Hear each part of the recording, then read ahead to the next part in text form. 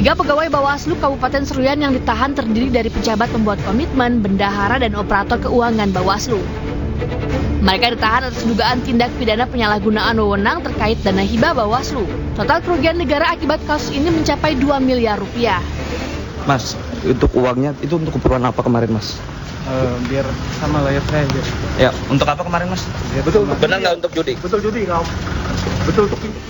Kepada penyidik, ketiga tersangka mengaku menggunakan uang hasil korupsi untuk membeli kebun hingga judi online. Kita lakukan penahanan untuk 20 hari ke depan untuk kasus penyalahgunaan wewenang pada Bawaslu Kabupaten Seruyan. Ada yang katanya dibelikan kebun, ada yang lain, dari sementara masih kita dalami. Tiga tersangka ditahan di Rutan Kelas 2A Palangkaraya. Penahanan ketiganya akan berjalan selama 20 hari terhitung sejak tanggal 28 Oktober 2024. Dari Palangkaraya, Kalimantan Tengah, Adisata, iNews melaporkan. Pemirsa, debat perdana Pilkada Bandung Barat menyajikan pertarungan menarik antar selebritas. Tak hanya membagikan program, para selebritas juga terlibat saling serang.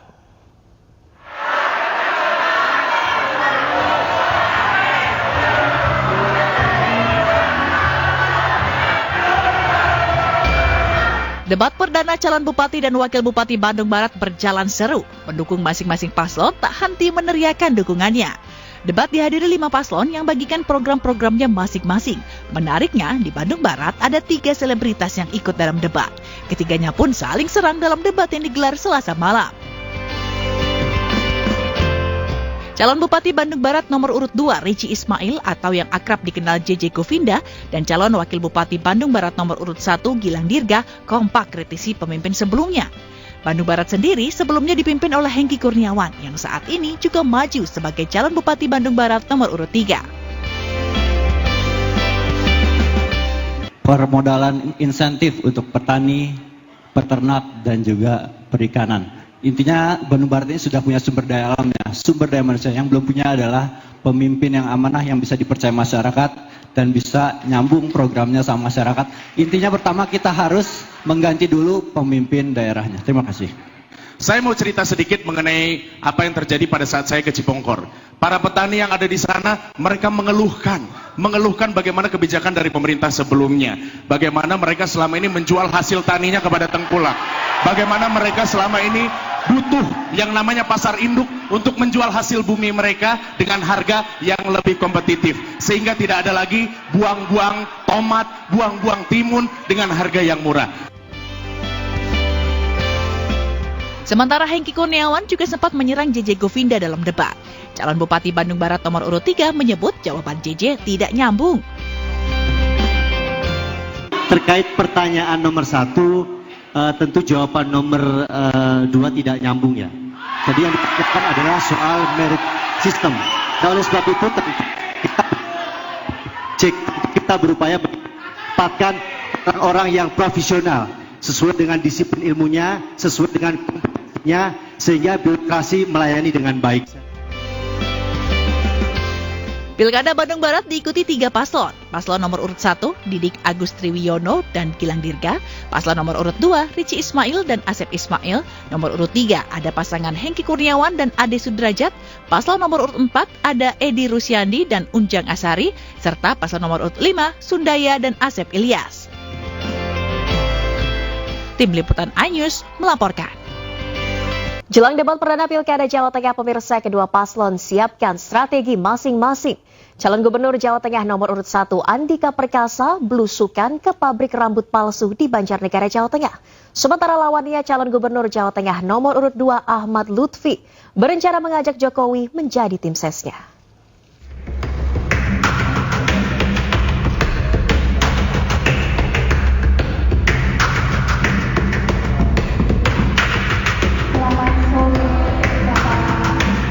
Jelang debat perdana, calon Gubernur Jawa Tengah nomor urut 1 Andika Perkasa kunjungi pabrik rambut palsu.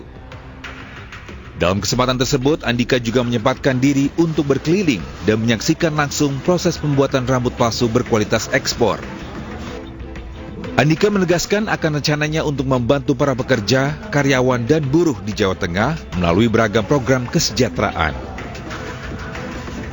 Jadi apabila saya diberikan amanah sebagai gubernur, saya akan mendorong perusahaan-perusahaan seperti ini untuk bahkan ekspansi.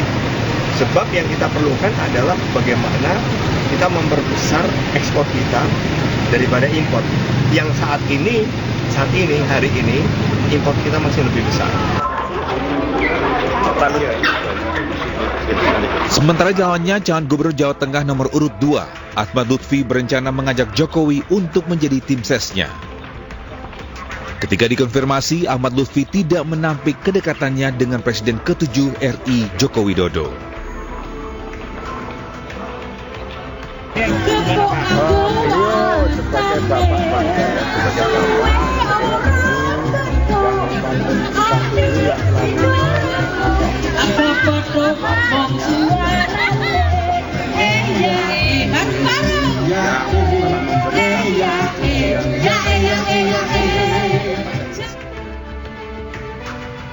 Melalui akun media sosialnya, Ahmad Lutfi bagikan momen saat dirinya bersama dengan Taj Yassin berdiskusi bersama Jokowi.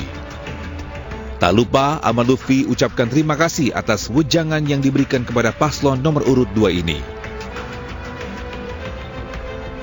Tim Liputan iNews melaporkan. Pemirsa, dukungan kepada calon gubernur dan wakil gubernur nomor urut 1 Ridwan Kamil Suswono terus mengalir dari berbagai elemen masyarakat.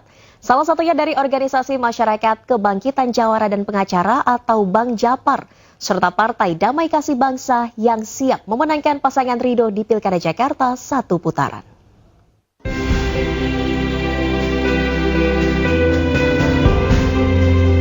Cagup dan Cawagup Jakarta nomor urut 1 Ridwan Kamil Suswono menghadiri deklarasi dukungan dari Organisasi Masyarakat Bang Japar di Gedung Nyi Ageng Serang, Setiabudi, Jakarta.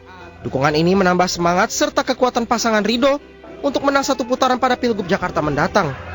Kita bicara data ya, Upaira ini kurang lebih punya 800 ribu suara dari kemarin, dan mudah-mudahan pasangan Ridho mendapatkan tambahan suara yang signifikan di 1 putaran. Di DKI kita ada 6.000 anggota kami siap mendukung Ridho menang 1 putaran. Jadi 600 komandan wilayah, 44 kecamatan, 260 kelurahan. Ya, mudah-mudahan Allah memudahkan langkahnya. Dukungan untuk RK Suswono juga datang dari ratusan pendeta dalam deklarasi Partai Damai Kasih Bangsa di Golden Leaf Kelapa Gading, Jakarta Utara. Dukungan ini mencerminkan semangat Ridho untuk membawa Jakarta menuju masa depan yang lebih inklusif, toleran, serta sejahtera bagi semua warga. Memang Mas Sus ini sudah kami kenal lama, udah teman. Kedua juga visi misinya ini cocok untuk keberagaman kita ke depan dan membangun Jakarta ke depan. Saya tentu atas nama pasangan Ridwan Kamil Suswono mengucapkan banyak terima kasih atas dukungan dari Partai Damai Kasih Bangsa ya, dengan para pendeta yang tadi sudah mengikrarkan bersama. Selain memberikan dukungan, ratusan pendeta dan jemaat juga mendoakan pasangan Ridwan Kamil Suswono agar mampu memimpin dengan amanah dan adil bagi seluruh warga Jakarta. Dari Jakarta, Irfan Hardiansyah, iNews melaporkan. Pemirsa, calon wakil gubernur Jakarta nomor urut 3 Rano Karno atau Sidul menghadiri senam Jakarta Menyala di Cilandak, Jakarta Selatan. Rano Karno atau Bang Dul mengunjungi sebuah mal yang berada di Cilandak, Jakarta Selatan. Kehadiran Rano disambut meriah saat tiba di arena senam Jakarta Menyala. Para peserta senam yang terdiri dari kaum ibu ini antusias bisa senam bersama dengan Bang Dul. Dalam kesempatan ini Rano hadir ditemani istri Yampok Dewi serta Hani, istri dari Pramono Rano Anu. Bang Dul pun sempat berorasi di depan peserta senam.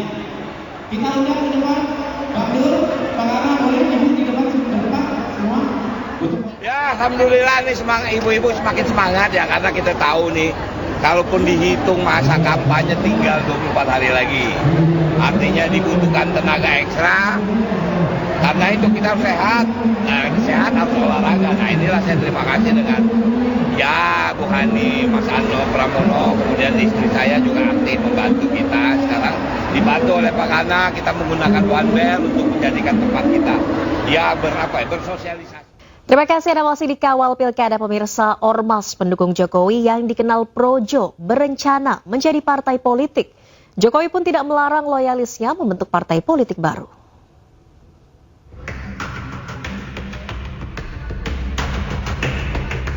Meski Jokowi sudah purna tugas, namun loyalisnya yang dikenal dengan Pro Jokowi atau Projo masih eksis.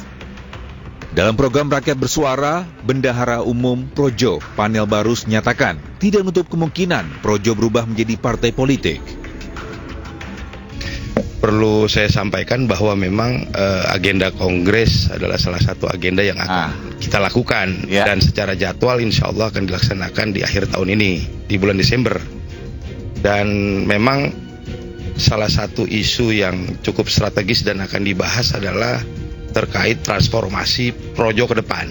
Projo, oke. Projo apakah ormas? Benar ormas dong? Ormas. Apakah Projo ormas atau jadi partai politik? Iya. Nanti dibahas ya? Iya, jadi transformasinya seperti apa yang dibahasnya di Kongres saja. Yang jelas kalau Pak Jokowi udah bilang terserah, berarti udah dapat restu, gitu ya? Itu asumsinya Aiman saja. Kan kalau nggak bilang jangan gitu kan. Kalau terserah berarti asumsinya boleh dong dibilang udah dapat restu gitu ya. Bagaimana kehendak rakyat saja. Oke. Wacana Projo menjadi partai sudah sampai ke telinga Jokowi. Ia pun tidak melarang loyalisnya membentuk partai baru. Mungkin apakah tetap sekarang jadi relawan atau jadi parpol mungkin? Ya terserah Projo. Terserah Projo. Ada tuh yang mungkin enggak. Projo dibentuk pada tahun 2013. Ormas ini berupa wadah relawan untuk memenangkan Jokowi pada Pilpres 2014 dan 2019 lalu. Deklarator Projo diantaranya ada kader PDI Perjuangan dan aktivis mahasiswa 1998. Tim Liputan iNews melaporkan.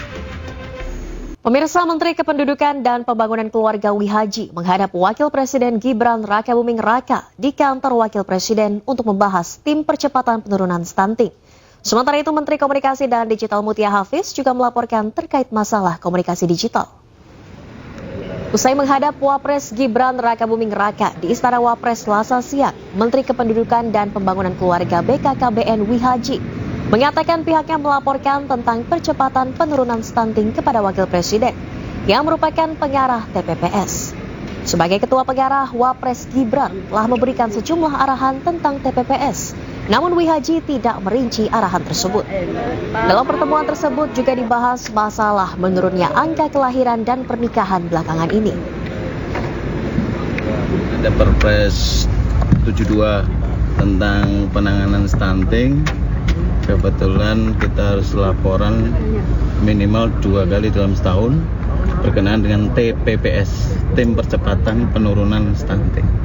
Kita laporan itu saja, sama tentu ada arahan-arahan yang berkenaan dengan beliau sebagai Ketua Pengarah. Pemirsa, Menteri Perumahan dan Kawasan Permukiman Marwarar Sirait menggebrak meja saat rapat bersama birokrasi kementeriannya. Marwarar kesal kinerja birokrasi kementeriannya lambat lantaran surat yang diperuntukkan Jaksa Agung terkait lahan sitaan para koruptor terlambat dikirim. Pantes dong Pak Jaksa Agung bilang gitu sama saya di sana. Pak Ara sih belum terima Pak Ara suratnya. Berarti tanggal 28 kan baru hari ini. Ibu menurut Ibu itu kerja benar nggak begitu? Tuh jadi bingung saya tuh. Jadi saya mesti, siapa yang mau tanggung jawab urusan surat aja. Saya itu menteri, tanggal 22 saya kirim surat, tanggal 28 baru sampai.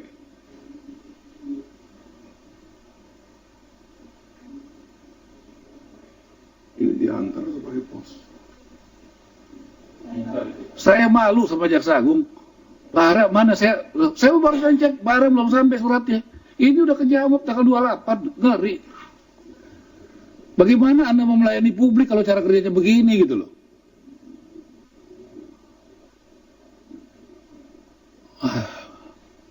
Pak Fahri ya, tolong jangan.